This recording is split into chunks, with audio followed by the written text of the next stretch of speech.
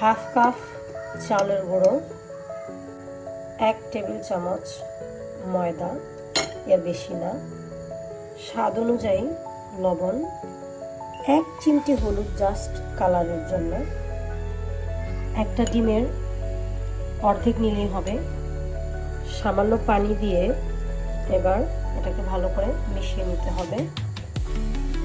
একসঙ্গে বেশি পানি দেওয়া যাবে না, তাহলে দলা বেঁধে যাবে। অল্প অল্প করে পানি দিয়ে মিক্স করতে হবে।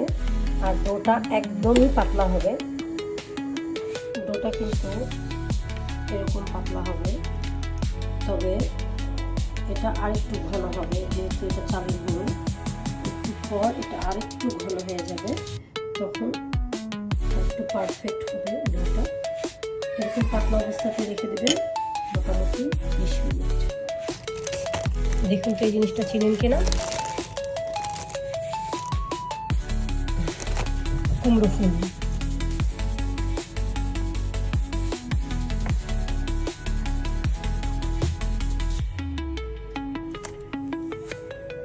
এবার আমি ফুলগুলোকে সুন্দর করে ধুয়ে নিলাম। এবার আমি ফুলগুলোকে মিশ্রণটাতে দিয়ে এভাবে ডিপ ফ্রাই করব। এই যে দেখুন এক এক করে দিয়ে দিয়েছি। এবার এগুলোকে আমি তেলের মধ্যে ডিপ ফ্রাই করব। ডিপ ফ্রাই করব, ডুবো তেলে ভাজবো।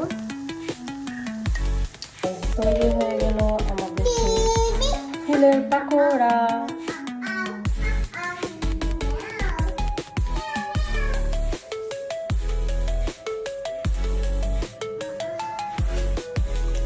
কি অবস্থা? অবস্থা তো আমরা কিনে আনছিলাম ফুল খাওয়ানোর লিগা। মজা হয়েছে? দেশে খাইছিলাম, তো এখানে আনছি মার্কেটে কিনা, তো খুবই মজা হয়েছে, টেস্টি।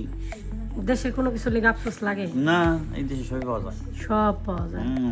বাবা দেশে যাওয়ার পরে কেউ যদি আমাকে কিছু বানায় নাও খায়, আমরা এই দেশে বানায় খাইতে পারি। এই যে দেখুন, আইসা খাও মা, তুমি না পছন্দ করো ক্রিস্পি?